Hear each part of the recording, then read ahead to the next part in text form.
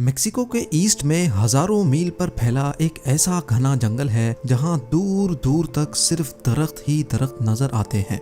इस घने जंगल के बीचों बीच एक ऐसा मकाम है जहां पत्थरों के बीच में से एक छोटा रास्ता जमीन की गहराइयों में जाता है।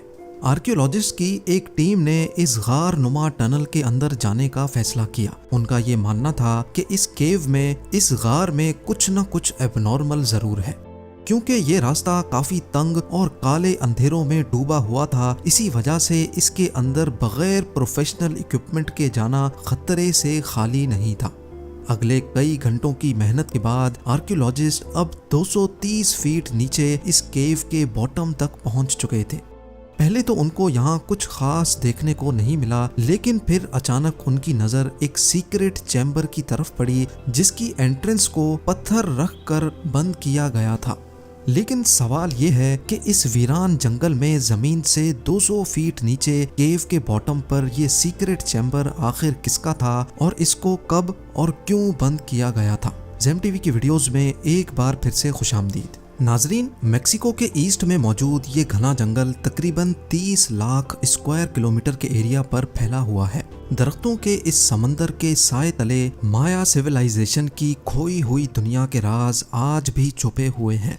पास्ट में हजारों सालों तक ये पूरा जंगल माया सिविलाइजेशन के होल्ड में हुआ करता था, जहां उन्होंने अपने कई शहर आबाद कर रखे थे।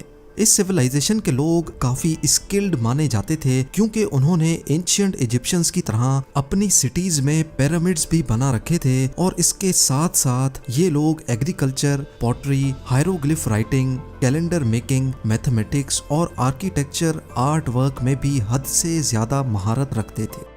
एक्सपर्ट्स का मानना है कि एंशिएंट मायंस ने इस एरिया में टोटल 60 सिटीज बना रखी थी, जहां बड़े बड़े महलात, पिरामिड्स और टेम्पल्स बनाए गए थे। इनकी हर सिटी का अलग किंग हुआ करता था जिसको मायंस अपना गॉड मानते थे।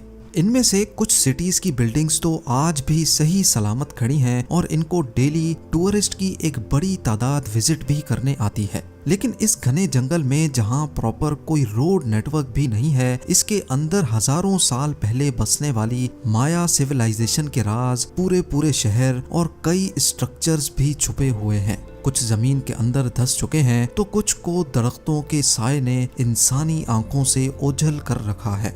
लेकिन मॉडर्न टेक्नोलॉजी के इस्तेमाल से हिडन मायन सिटीज और उनके स्ट्रक्चर्स को ढूंढा जाने लगा है। एक्सपर्ट्स अब लाइडार टेक्नोलॉजी की मदद से दरख्तों के इस समंदर के नीचे छुपे स्ट्रक्चर्स की निशानदही कर सकते हैं।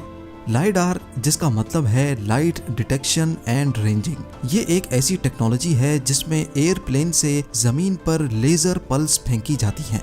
ये लेजर पल्स दरख्तों को बाईपास करके जमीन से टकराकर वापस एयरप्लेन पर लगे सेंसर तक पहुंचती है और फिर इस डाटा को प्रोसेस करके ग्राउंड की एक शेप तैयार की जाती है। ये ऐसा ही है जैसे एक्सरे हमारी बॉडी की बोन्स का एक नक्शा बनाता है। हैरत अंगेज तौर पे अभी तक 4500 से भी ज्यादा मायन सिविलाइजेशन के रुइंस मिल चुके हैं, लेकिन एक्सपर्ट्स का ख्याल है कि असल में मायंस ने इससे भी ज्यादा स्ट्रक्चर्स बनाए थे।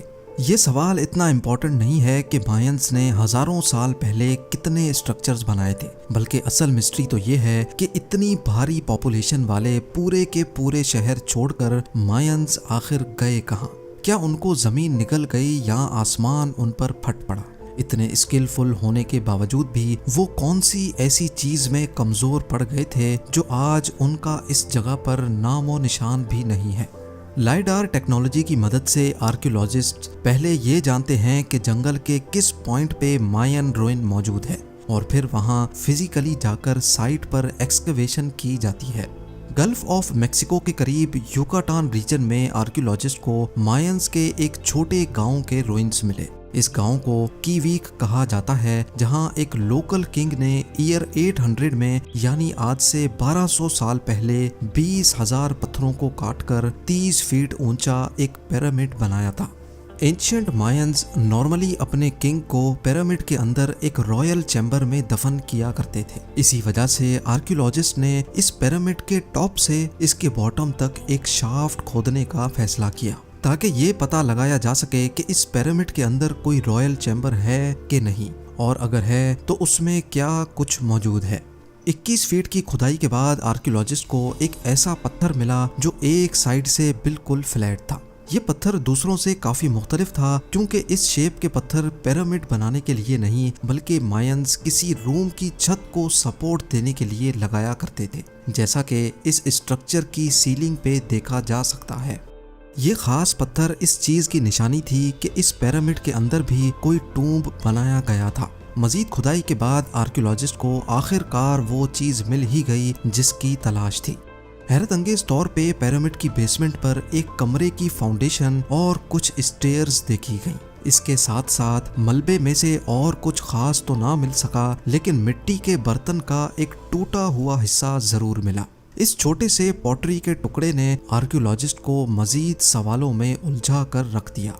रेडियो कार्बन डेटिंग के जरिए इस पॉटरी के हिस्से की एज मालूम की गई तो ये तकरीबन ईयर 500 में बनाया गया था, यानी आज से करीब 1500 साल पहले। हैरान करने वाली बात तो ये थी कि पिरामिड खुद तो 1200 साल पहले बना था, लेकिन ये पॉटरी का टुकड़ा पिरामिड से भी 300 साल पहले बनाया गया था और आर्कियोलॉजिस्ट की नज़र में ये किसी भी सूरत पॉसिबल नहीं है। ऐसा क्यों पॉसिबल नहीं, ये जानने के लिए हमें हिस्ट्री का रुख करना पड़ेगा। हिस्ट्री से मालूम पड़ता है कि युकाटान का ये हिस्सा नदरन माया में शुमार किया जाता था और ईयर 500 में जब पिरामिड के अंदर का ये चैम्बर बनाया गया था तब मायंस यहाँ आए ही नहीं थे। तो अब सबसे बड़ा सवाल ये खड़ा हुआ कि अगर मायंस ने ये रॉयल चैम्बर नहीं बनाया था तो आखिर किसने बनाया था। इसका जवाब जानने के लिए पिरामिड रूइन के आसपास जंगल का मुआयना किया गया, इस उम्मीद से कि शायद इनको कोई खास इंफॉर्मेशन मिल सके। पिरामिड साइट से 15 किलोमीटर दूर आर्कियोलॉजिस्ट को कुछ पत्थरों के दरमियान में एक केव का रास्ता दिखाई दिया। केव की एंट्रेंस काफी तंग थी और इसके अंदर जाना खतरे से खाली नहीं था। इसी वजह से प्रोफेशनल इक्विपमेंट का इस्तेमाल किया गया और 2 से 3 केव एक्सपर्ट्स को इसके अंदर भेजा गया। कई घंटों के बाद एक्सपर्ट्स जमीन से 230 फीट नीचे केव के बॉटम पर पहुंच चुके थे, जहां हैरत अंगेज तौर पे उनको एक सीक्रेट चैम्बर का रास्ता दिखाई दिया और इस चैम्बर की एंट्रेंस को एक पत्थर रख कर बंद किया गया था। जब चैम्बर की एंट्रेंस को खोला गया तो अंदर वो कुछ देखने को मिला जो किसी के वहमो गुमान में भी नहीं था। जी हाँ, जमीन से 230 फीट नीचे केव के इस सीक्रेट चैम्बर में बहुत सारी इस्तेमाल शुदा फायर टॉर्चेस पड़ी देखी गई, जिनको कदीम दौर में रोशनी के लिए जलाया जाता था। फायर टॉर्चेस के अलावा यहाँ बड़ी तादाद में मिट्टी के टूटे हुए पॉट्स भी मिले। ये पॉट्स के टुकड़े वैसे ही थे जैसे 15 किलोमीटर दूर पिरामिड की बेसमेंट से एक टुकड़ा मिला था। ऐसा मालूम होता था कि ये जगह किसी दौर में कोई इबादत गाह हुआ करती थी, जहाँ लोग कोई विश पूरी करने के लिए यहाँ आकर पॉट्स तोड़ा करते थे। इनमें से कुछ पॉट्स के पीसेस को जब दोबारा जोड़ने की कोशिश की गई तो हैरत अंगेज तौर पे एक और हकीकत खुलकर सामने आ गई। ये नोटिस किया गया कि पीसेस जोड़ने पर पूरा पॉट कभी भी कंप्लीट नहीं होता था, बल्कि इसमें एक पीस हमेशा शॉर्ट पड़ जाता था। ये अजीब मिस्ट्री किसी को भी समझ नहीं आई कि यहाँ तोड़े जाने वाले तमाम पॉट्स का एक पीस मिसिंग क्यों है। आर्कियोलॉजिस्ट का शक था कि ये लोग यहाँ पॉट्स को तोड़ते तो थे, लेकिन उसका एक हिस्सा शायद अपने साथ ले जाते थे और उसको अपने घर के अंदर रखते थे। युकाटान रीजन में पिरामिड रूइन के बॉटम से पाया जाने वाला सिरेमिक पॉट का हिस्सा असल में इसी केव के बॉटम से लाया गया था। ये इस बात का क्लियर एविडेंस था कि कीवी के इस गांव में मायंस के आने से पहले यहाँ कुछ लोग रहते थे जो अपनी रिलीजियस प्रैक्टिस इस केव में जाकर किया करते थे और इनका भी रहन सहन तकरीबन माया सिविलाइजेशंस के जैसा ही था। उधर जमीन के अंदर केव में सीक्रेट चैम्बर जहां सिरेमिक पॉट्स तोड़े जाते थे, वहां से आर्कियोलॉजिस्ट को केव में मजीद आगे जाने का भी रास्ता मिला। एक्सपर्ट्स ने मजीद एविडेंस हासिल करने के लिए केव के इस रास्ते पर जाने का फैसला किया। थोड़ा ही आगे जाने के बाद एक्सपर्ट्स को एक और सीक्रेट चैम्बर मिला जहां पत्थर की दीवारों पर कुछ ऐसे नक्शे बने थे जिनको देखकर दिमाग दंग रह जाता है। केव के इस डीपेस्ट पॉइंट पे पत्थर के ऊपर एक 3D जैगुआर की पेंटिंग हो रखी थी।